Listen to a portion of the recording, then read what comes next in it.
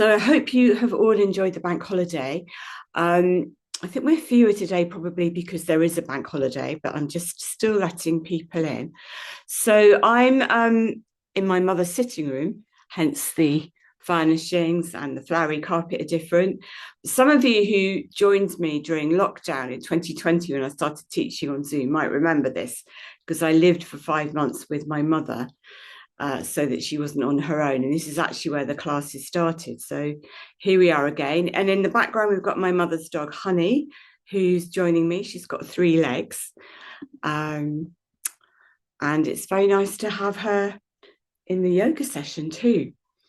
So today we are looking in a bit more depth at Anahata, the heart chakra. So we have gradually, over the last 3 months, we've been working up towards the heart.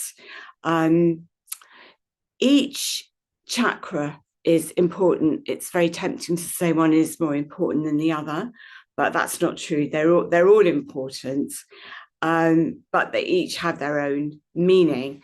So what I'd like to do is to invite you to come to a comfortable lying position, because I'd like to read something out to you about the heart chakra, so you know what it is that we're aiming for. And then if it's okay for you and your energy is okay, I'm going to invite you to come up to sitting, because I'd like to do a little bit of very gentle movement, which is heart opening. Because actually, although when we talk about the chakras, we're talking about very much on an energetic level, on a physical level, that also applies too. So on a physical level, as you can probably imagine, the heart chakra, Anahata chakra, relates to all matters to do with the heart, to do with circulation, and to do with breathing. I'm just going to read you out a little bit here. It's our center of pure altruistic love and compassion, and that means for self as well as for others. When this chakra is in balance, our actions are taken with compassion and authenticity. So I think if I had to use one word only to describe the heart chakra, often we would think about this being love, but actually I would say it's about being authentic and truthful, because love, authenticity, and truth are all different sides of the same coin, really. Often called the site of that which cannot be destroyed, this chakra is known as our center of light and is the home of our true radiant being. It's the gateway from the lower, more earthbound chakras to the higher spiritual ones. And there needs to be a balance between them so that we are neither too materialistic and earthbound, but neither too floaty and ethereal. So I think this balance, particularly in these times, is really important. I'm always talking about the importance of grounding, and that's something I include as we go through the chakras. When we are living from our hearts as opposed to our heads, we act from a sense of truth and wisdom. To live authentically takes much courage, as it may involve bypassing the fear of the ego that wants something different. It may even mean going against the narrative of the wider community. Yet, if we are to fully heal from illness, the journey to the heart means cultivating courage to live in a way that honors our personal truth and allows us to be vulnerable when necessary. We can drop any sense of our false selves. This means our thoughts, words, and deeds are always in alignment, and we're not thinking or saying one thing, then acting in a different way. In the Vedic tradition, love is not just about the relationship we have with others, but it's also about the relationship we have with ourselves, because this helps us to have a genuine, heartfelt connection to those we come into contact with. And that little bit I read is just from my book that I wrote with Nadine McKee, Breathe, Rest, Recover. And actually what we're going to be doing this morning is from that. At past, we'll be going into the Yoga Nidra. But I'd like you now just to come up to a comfortable sitting position, preferably in a chair, so that you've got your feet on the floor. And obviously, if you're in a bed or on a bed or on a sofa, that's okay. It's just helpful because we're going to do a little bit of movement to open up the heart, because opening up the heart physically works on all the other layers too.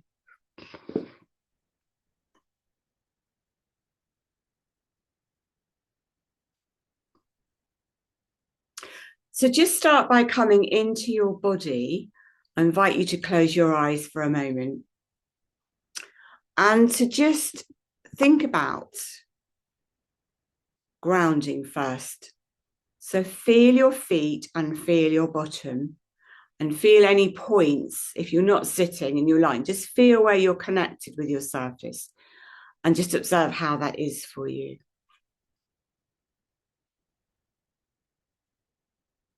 And you might like to imagine you've got roots from your feet going down, connecting you with the earth, and the same with your hips. And then you're breathing up through those roots into the feet and the hips, into the body, sending that energy up to the heart, and then breathing out and down. So just focus on that for a moment or two.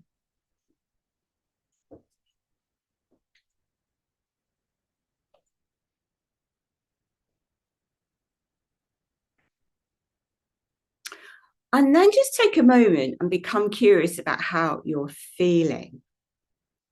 Now, often we think about how we're thinking. In fact, we think too much. We don't necessarily like to connect with our feelings. And in asking this, you might not feel anything at all, and that's fine. But just see if you can get a sense of how you are feeling and if you can allow that to be. So you're not trying to bypass or distract yourself from how you're actually feeling. Just see if you can allow that and bring a sense of kindness to however you are feeling.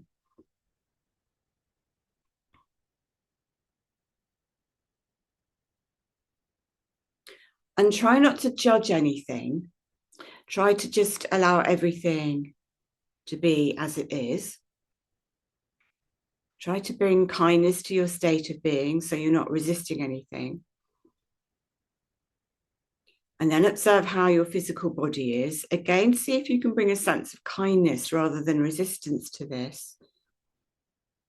So I'm very aware that when I'm working with people who've got fatigue or health issues, there might be a very subtle resistance against the symptoms that when I'm asking you to come into your body, for some of you, that's quite challenging. Just see if you can allow your symptoms and your feelings and even your thoughts.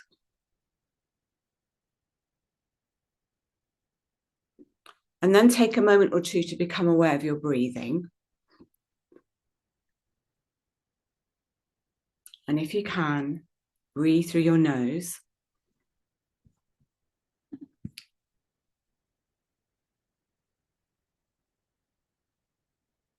And then just let the breath slow down slightly.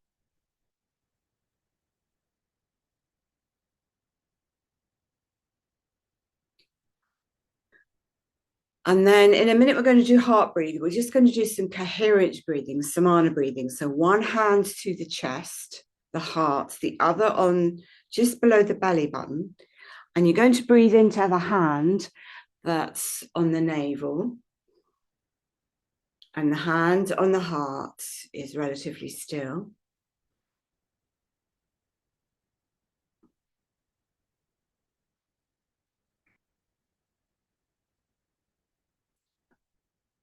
And then see if you can focus on an even inhalation and an even exhalation. Now, if it helps, you might like to count. So you might like to count 2 in, 2 out, or 3 in, 3 out, whatever ratio works for you. If you don't want to count, you just let the breath, think of it as being even inhalation, even exhalation.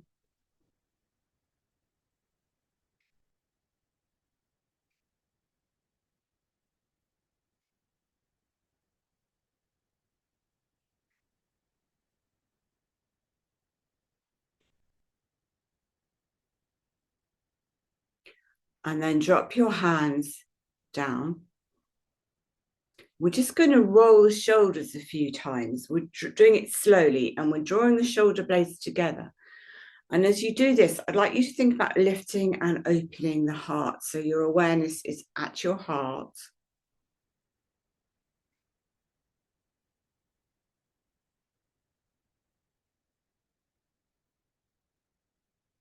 So So we're just releasing any tension around the heart. And if you just look at the screen a minute, I'm going to exaggerate something. But when we are not well or fatigued, we tend to slump. And we do this also because we're looking at our devices all the time.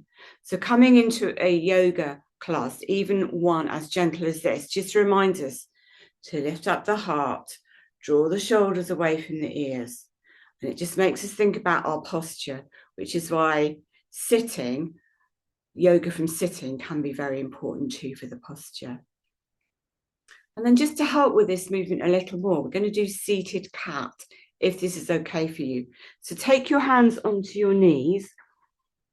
And all you're going to do is breathe in and lift the heart a little more. And then exhale and round the back and drop the head, navel to spine. Inhale, lift the heart. So open up the front body, exhale, round the spine. So just try that for a few breaths in your own breathing rhythm. And remember, if anything is uncomfortable or hurts, then rest out, please. This is just helping the spine to get mobile. Don't take the head too far back.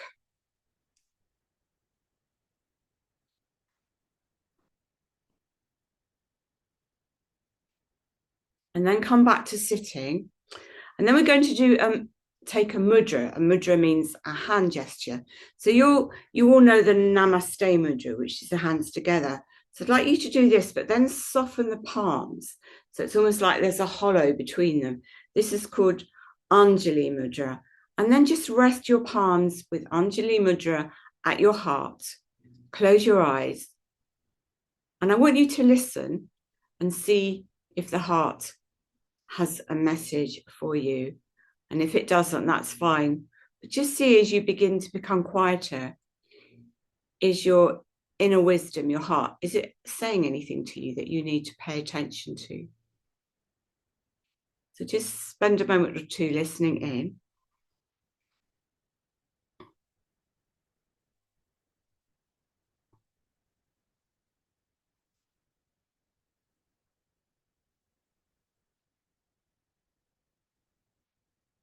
And then we're going to do a little bit of chanting. So the seed mantra for Anahata chakra is yum. So you might see that spelt Y-A-M, but it tends to be pronounced slightly like a U, so it's yum. So I'm going to demonstrate this first, and then I'd like you to do this if you like chanting. If you don't want to chant, that's fine too.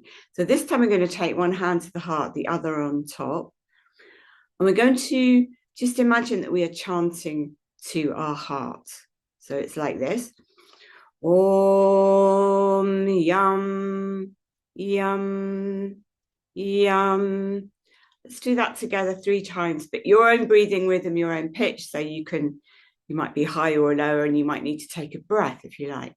When you're ready, inhale. Om yum, yum, yum. Inhale. Om yum, yum, yum. Once more, breathing in. Om yum, yum, yum. And now just sit quietly with your hands either on your heart or at your knees. And just begin to find stillness. Keep your awareness in your heart rather than your head. Remember, the head is always analyzing. We're dropping down to our more intuitive and feeling state.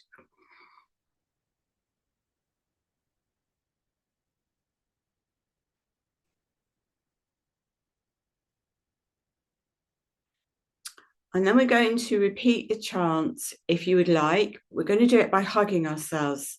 So as you do this, I'd like you to think about a sense of self-compassion. So we're going to cross our hands on our hearts. We're going to inhale. And then as we close our arms, we're going to cross them the other way and chant Om Yum, Yum, Yum. And then take 1 or 2 breaths here. And you might like to just stroke down the arms. So you just feel that you're giving yourself a bit of tenderness, a bit of compassion, a bit of me time. And then we'll do that again when you're ready. So inhale, open the arms wide, cross them the other way. Om, yum, yum, yum. And then stroking down.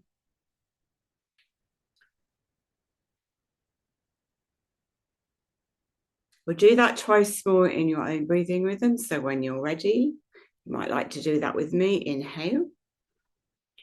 Om, yum, yum, yum. I always think of yoga as a very ancient, wise, energetic practice, and sound is there to change matter. But in terms of science, we also know it helps to re-regulate the vagus nerve. So this is subtle, but you are actually doing a lot of movement and good here. So when you're ready, inhale, open wide for the last time. Om, yum, yum, yum. And this time, just have a rock from side to side. Again, very soothing for the nervous system, rocking. Just feel yourself soothing. Feel yourself being compassionate and kind to yourself. And then come to stillness, close your eyes, and I'm going to ask you a reflective question. So a reflective question is one that doesn't require an answer, but I'd just like you to ask your heart, what does self-compassion mean to me? What does self-compassion mean to me? And I'm asking you to ask your heart because some people shy away from this, or they find it difficult, or they think it means something selfish. Just take a moment in silence to see how that sits with you, but you're not requiring an answer. It's just a little mini meditation.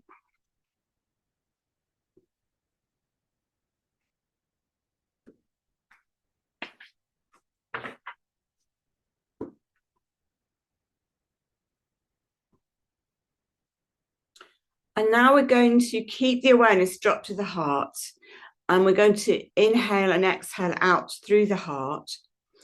And I'd like you to imagine a sense of light coming in on the inhalation, and on the exhalation, you're directing that light to wherever in your being you feel you need it today. So if you have a sense of pain anywhere, you might like to direct it there, or agitation in the mind or in the head, brain fog, or any difficult emotions. On the exhalation, just send that light there, breathing in and out of the heart.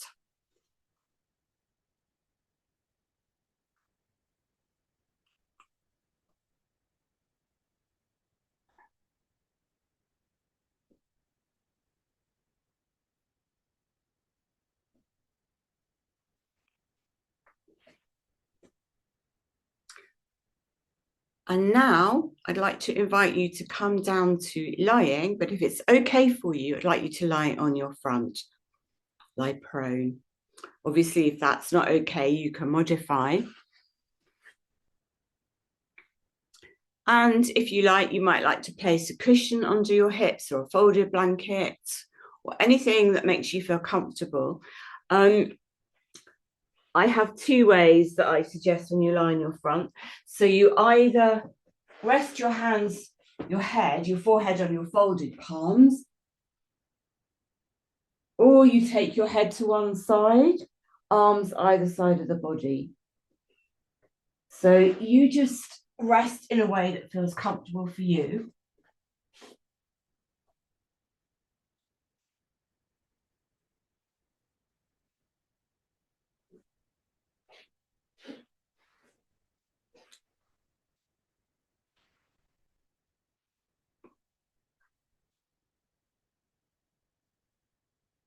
And then focus your breath into your back.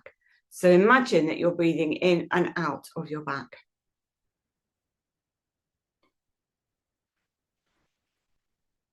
I think I probably mentioned before that during COVID times, if people were having breathing difficulties, hospitals would place people in the prone position because this actually frees up a great deal more of the lungs. And this idea of visualizing into your back, where a lot of your lung space is helping you to get more capacity for your lungs. And obviously, oxygen uptake is very much associated with health and energy, which is why something we've known in yoga for years and years, I've known it for 30 years, but people are just beginning to cotton on to the importance of breath work.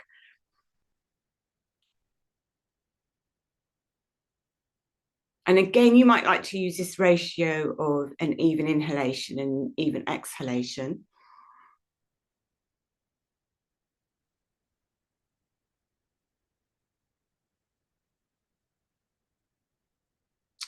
And then bring your awareness to your belly and notice what your belly does as you breathe in and out. Notice the change in pressure.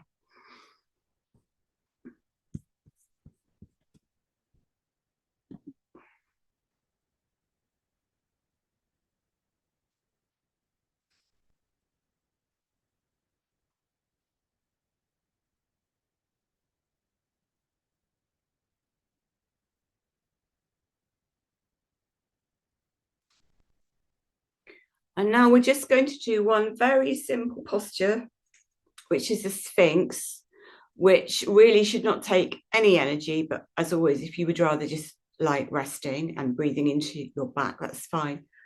But if you would like to, you're going to draw your elbows. So your elbows are in line with your chest and your hands are in front of you. Or actually, your elbows are into your chest. And you're just lifting up very slightly from the lower back. But the main thing is to lift the heart. And you're kind of rooting your elbows downwards into the earth, just to pull the shoulders back. Keep the back of the neck long and look forward. And this is just a lovely heart opening posture.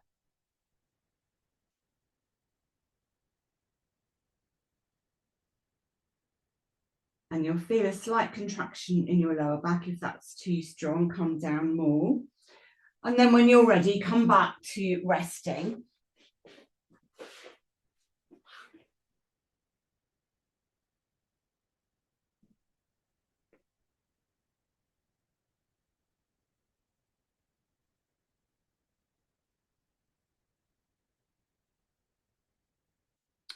And then I'd like you to imagine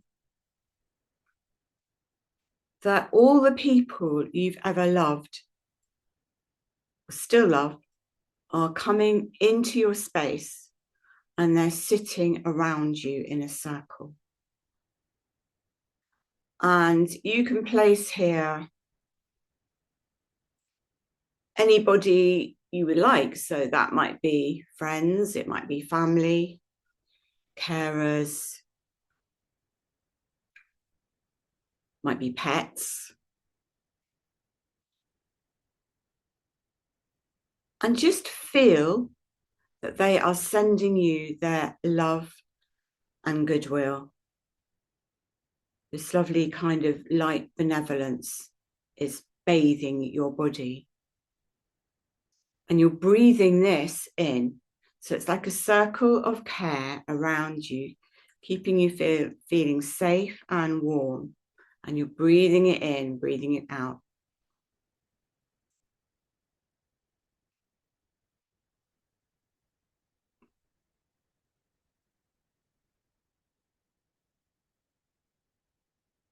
And just really focus on that feeling of unconditional love, well-being being sent to you. Just feel it in your heart, how this feels.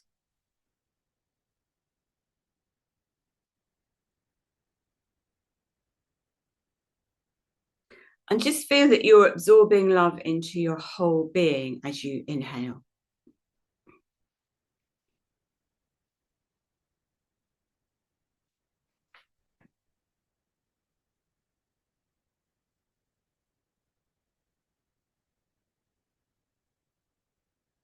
And then as you soak in this feeling, You might like to contemplate that this love is actually coming from you and it's not separate from you.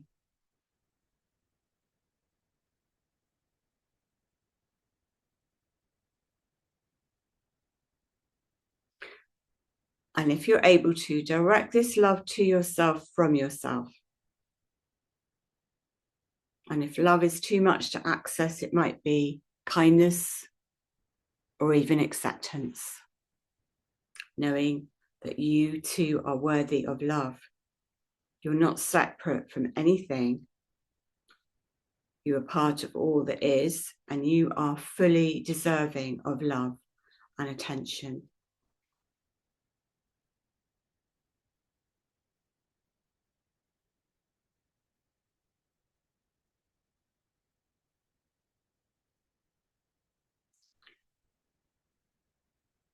And then when you're ready, if you like to come up and then come to lying on your back. So you can come up in any way that feels comfortable. I always suggest you bring your hands to your waist and push up, coming up onto all fours and then spinning around. But you just do what feels comfortable for you. And then lie on your back ready for Yoga Nidra.